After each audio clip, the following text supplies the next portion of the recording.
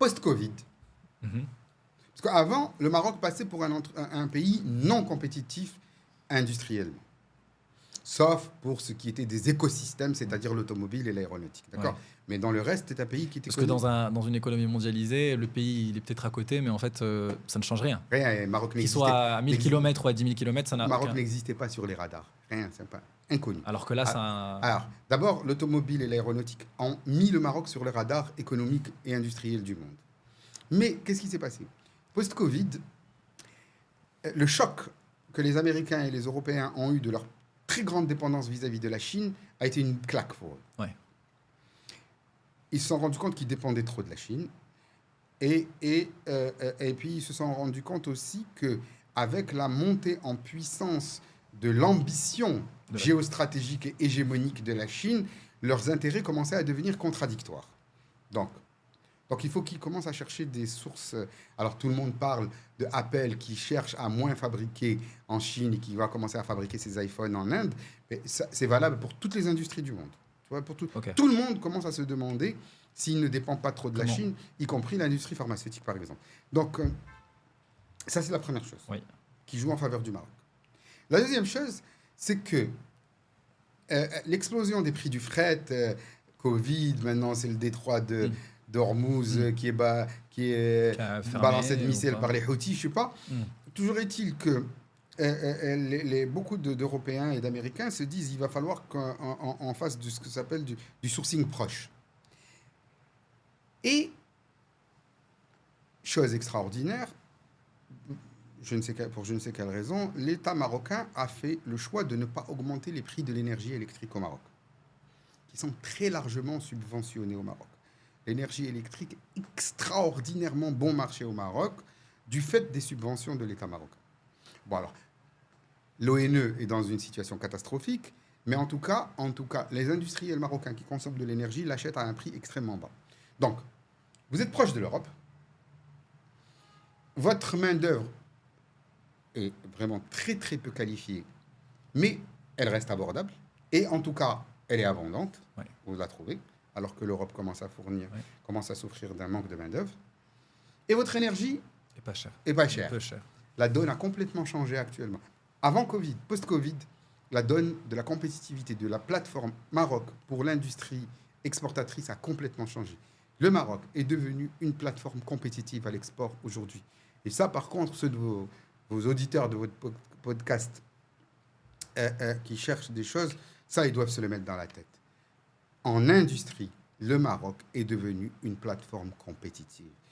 Faire de l'industrie au Maroc pour exporter vers l'Europe et vers les États-Unis est devenu compétitif et potentiellement profitable. Il y a une phrase que tu dis, que ton père t'a dit un jour, qui t'a dit le rêve américain, c'est au Maroc. Ouais, Quelque chose comme ça. L'Amérique, c'est ici. L'Amérique, c'est ici. Ouais. Moi, je vais souvent en voiture en Europe, tu vois. Et puis, je prends le ferry Marseille-Tanger-Med. Mais quand j'arrive à Tanger-Med, moi, tu vois, je fais les autoroutes européennes, tu vois. J'arrive dans ce port de Marseille. Et après, bon, je la traverse et j'arrive à Tanger-Med. Mais pour moi, c'est le prolongement de l'Europe. Ouais. Parce que, tu vois, tu as une autoroute fabuleuse. Tu as une Bien sûr. autoroute fabuleuse. T'arrives dans un port, Tu as des viaducs avec. Tu as vu la portée de ces viaducs après Tanger-Med? Ouais. En fait, l'Amérique, c'est ici. C'est-à-dire quoi? C'est-à-dire qu'au Maroc, il y a tout. Et on a envie de vivre cette marocanité. Donc, évidemment, le seul pays au monde où tu peux vivre ta marocanité comme tu l'es, comme tu le ressens, comme tu veux, c'est le Maroc. Et donc, on est rentré aussi par conviction. En plus, de manière assez concomitante, il me semble, il y a eu un discours de Sa Majesté, que Dieu l'assiste, qui avait appelé tous ces Marocains de l'étranger à rentrer créer de la valeur au pays. Et ça fait aussi partie de la décision, parce qu'à la fin, le retour au pays doit se faire pour de bonnes raisons. Et les bonnes raisons, en tout cas pour nous, c'était la marocanité, le fait que le pays avait besoin de gens comme nous pour pouvoir créer de la valeur en s'aidant de ce qu'on avait appris. Et Et il y avait aussi ce sujet que le Maroc, de l'étranger, et quand tu le vois, c'est un pays qui va très, très, très, très vite. Nous avons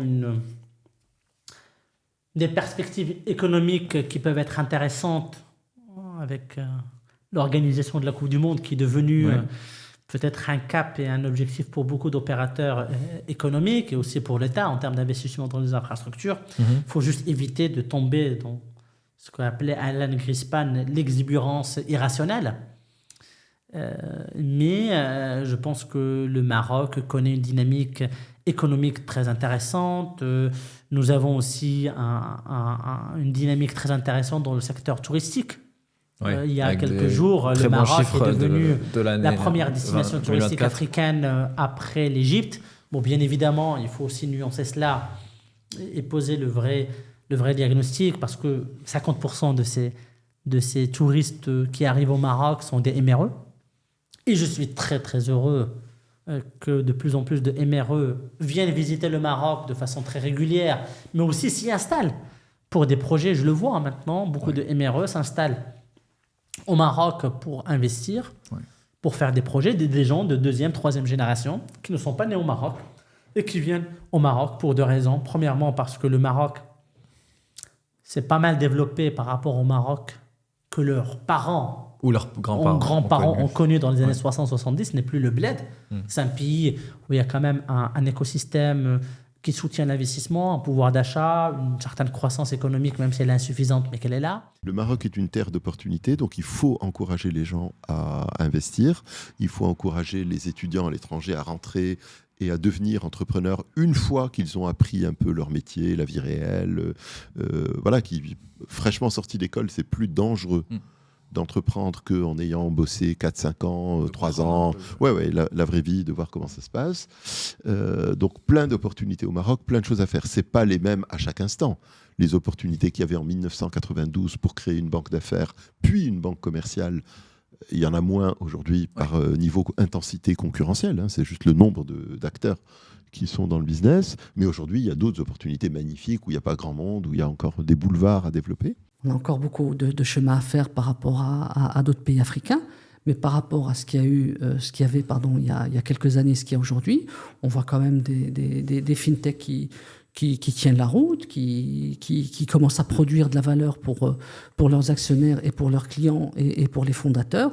Au-delà des succès de financement, on voit quand même qu'il y a des choses qui se font.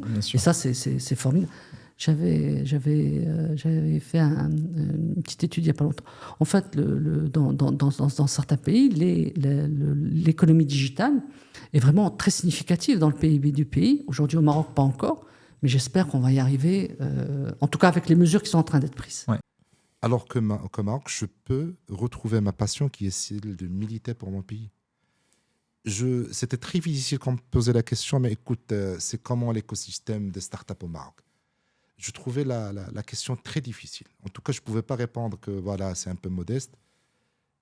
Je me disais, il va me dire, mais qu'est-ce que tu fais là? Pourquoi tu ne reviens pas pour contribuer au développement de cet écosystème?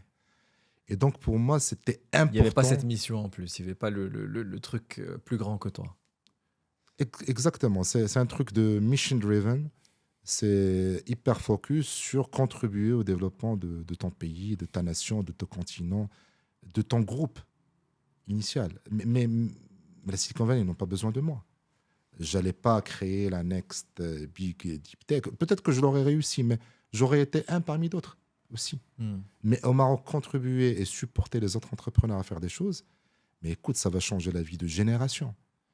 Même si les chances de réussite ne sont pas, on va dire, on n'est pas à 100% de chances de réussite pour le faire, mais rien que la possibilité, même si elle est infime, que moi je pourrais contribuer d'une manière ou d'une autre à le faire, je me retrouve dans la posture d'être un soldat dans une génération qui est en train d'améliorer le futur des prochaines générations. Je veux être dans cette posture, je pense que c'est notre rôle. En tout cas, notre génération a le devoir de le faire aujourd'hui.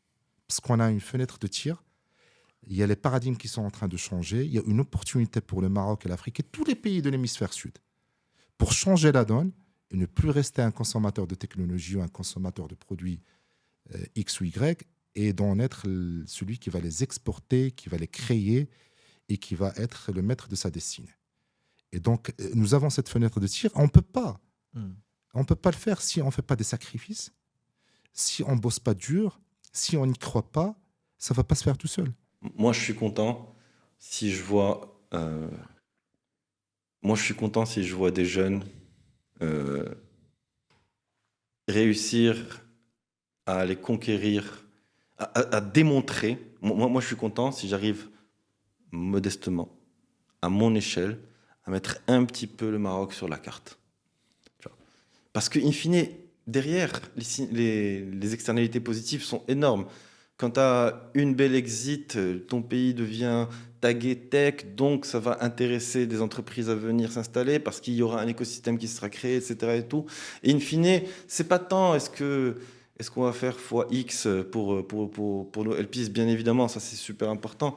Mais si tu veux, la vraie valeur créée derrière, c'est est-ce que c'est une goutte dans un seau qui va être capable, aux côtés d'autres personnes qui font ça, l'UM6P, entre autres, et plein d'autres, est-ce que cette goutte-là va permettre de mettre un peu le Maroc sur la map de la tech, comme l'Inde a fait, comme Israël a fait, comme etc. Tu vois, genre, il n'y a aucune raison.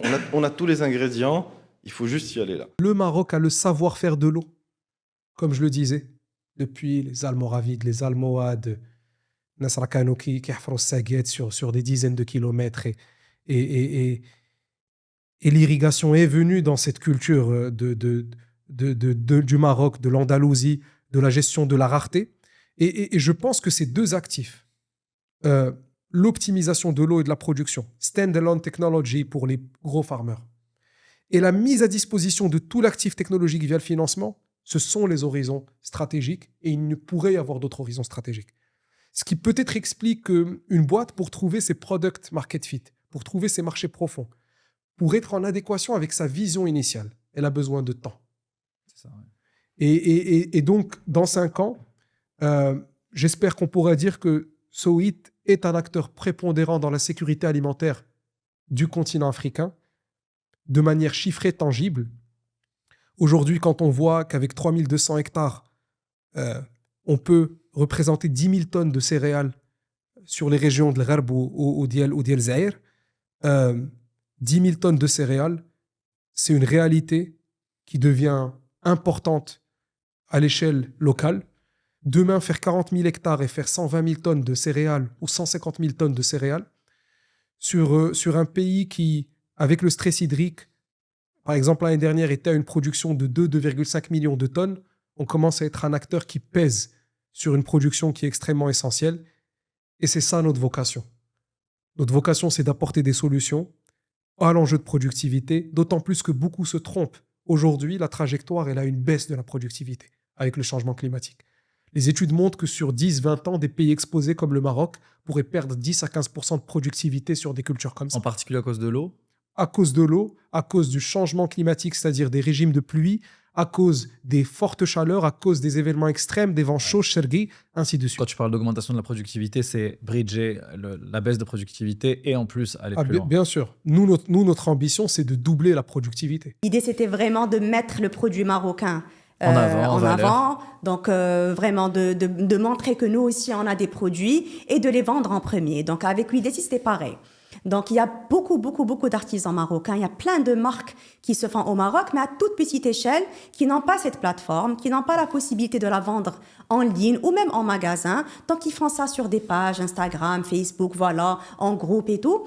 Donc, l'idée, c'était de leur donner cette plateforme, de les mettre en avant et de promouvoir le produit marocain, ce qu'on a appelé Bledi.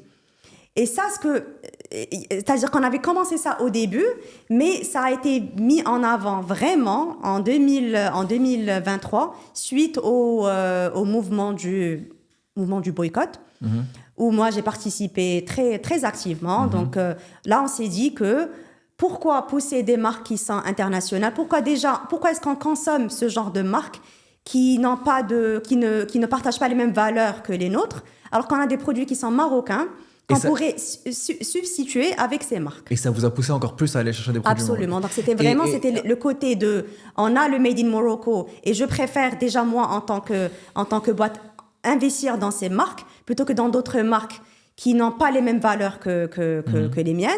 Et aussi pour donner, on va dire, mettre en lumière ces marques. Je dis aujourd'hui ce que je disais il y a quelques années pour le foot. Je disais que nous avons beaucoup de grands joueurs marocains qui sont nés en Europe et qui auraient pu jouer dans des grandes équipes européennes, dans des équipes nationales en Europe, mais qui viennent au Maroc. Et je remercie l'Europe d'avoir raté sa politique d'intégration. Et aujourd'hui, Ouais. avec la montée importante, progressive et de l'extrême droite en Europe, En Europe, dans beaucoup de pays. beaucoup de d'ailleurs. pays, hein. Moi, je pense que l'extrême droite est au pouvoir dans plein de pays. Ben, beaucoup de MRE marocains vont peut-être envisager les années futures à s'installer C'est au une Maroc. dynamique qui a déjà C'est une commencé dynamique et qui est là, s'accélère. qui Ouais. s'installe. Moi, je l'ai vu, des gens qui me disent, bah, écoute, j'en peux plus, ça va mal. Ouais. Même si je suis cadre supérieur, que je vis en Europe, que l'ambiance me va plus, me convient plus, ouais. donc j'ai envie d'être au Maroc aujourd'hui. Ouais. D'y investir, surtout que le Maroc s'est développé, Bien sûr. qu'il y a ça d'un côté. Après, le tourisme, sans rentrer dans le détail, mais quand on examine les chiffres, on voit que la durée moyenne de séjour est relativement faible par rapport à des pays comme l'Égypte. Hein. Le Maroc, c'est 3-4 jours en général. Mhm. La durée moyenne de séjour en Égypte, c'est 9 jours. Ok. D'accord? Parce que l'Égypte aussi... Bon, l'Égypte étant plus loin de l'Europe. Donc, les gens qui viennent de l'Europe ne vont Ils pas vont venir rester- pour un week-end. c'est pas Alors les- que le c'est pas un Maroc, c'est week-end 2 heures, prolongé. 2 heures et demie ou 3 heures de beaucoup de capitales européennes. Mais aussi parce que l'Égypte présente une offre, disons, historique et balnéaire importante. Ahram et Sharm el-Sheikh. À nous de développer une offre balnéaire de qualité. Si vous avez aimé cette vidéo, sachez que tous ces extraits sont issus de nos épisodes de podcast. Les épisodes sont disponibles sur notre chaîne YouTube et sur toutes les plateformes de podcast. Et pour ceux qui ne l'ont pas encore fait, abonnez-vous à la chaîne. On a envie d'atteindre les 100 000 abonnés cette année, donc on a besoin de vous pour y arriver. Partagez le podcast autour de vous, ça nous aidera à continuer à vous amener des invités exceptionnels.